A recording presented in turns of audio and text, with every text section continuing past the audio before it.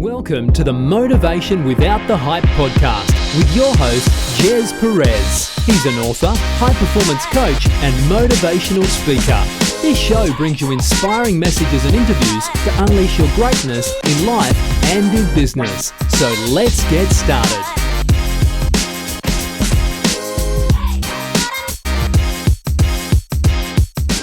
Hi everyone, welcome to Motivation Without the Hype podcast show. My name is Gez Perez, a former procrastinator into an action taker. We bring you inspiration messages and interviews, including motivational insights, tips, principles, and proven strategies that you can take action on without the hype in unleashing your greatness in life and in business. Now, we appreciate you plugging with us and spending time with us also. And today's inspo is a two-part series all about consistency.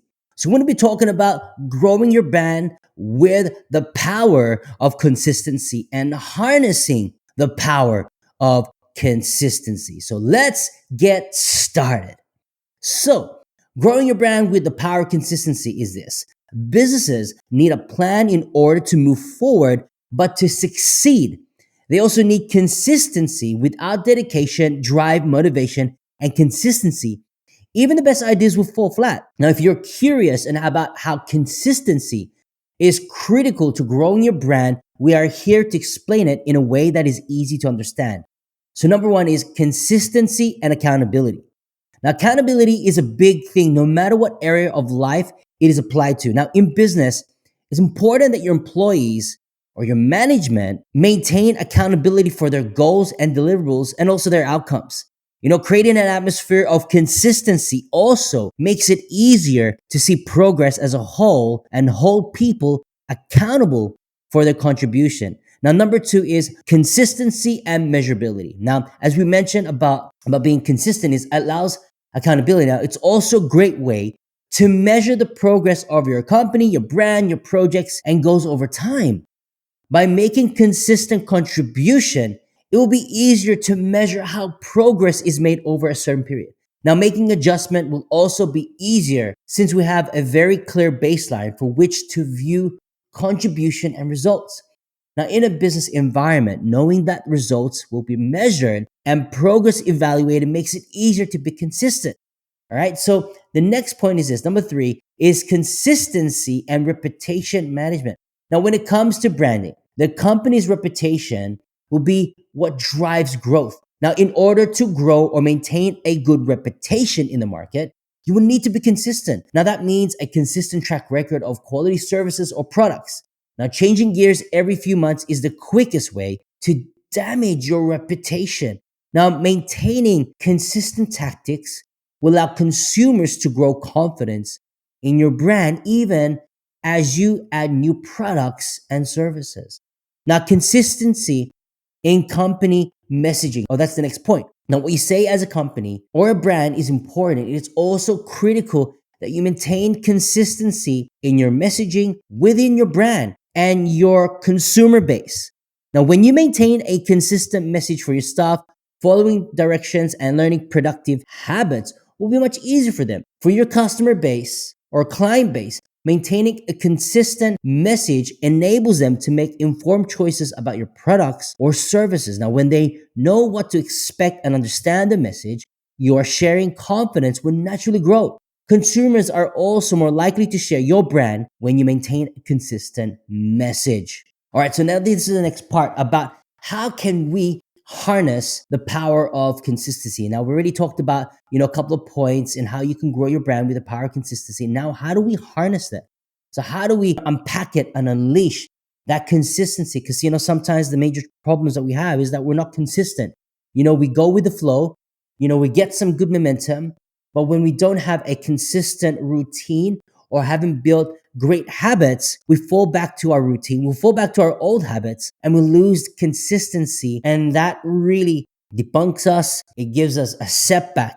But today, tonight, or afternoon, or morning, wherever you are around the world listening to this podcast show or watching this podcast show, allow yourself to be in a place where you said, you know what? I acknowledge that I'm not consistent, but I know this today that I am going to be consistent. I am going to move forward.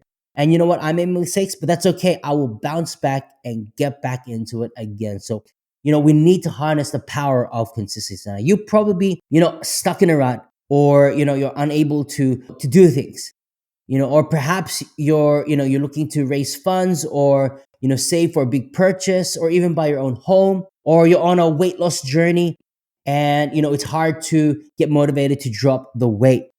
If so, whichever circumstances or situations, or even these examples, you need to learn how to harness the power of consistency to achieve your goals. Because the more consistent you are, the more clearer your pathway is, the more clarity that you have, right?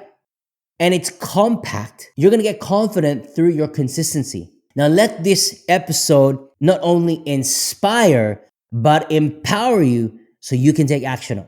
Now, here's a tip. You got to apply skills through consistency. Everyone has a specific core skills, that they use in their daily lives. You have other skills that you want to improve. However, consistency is the key. So taking a weak or moderate skill and making a habit of using it each day will allow you to amplify that skill through consistency. Any amount of habitual practice will improve your skills over time.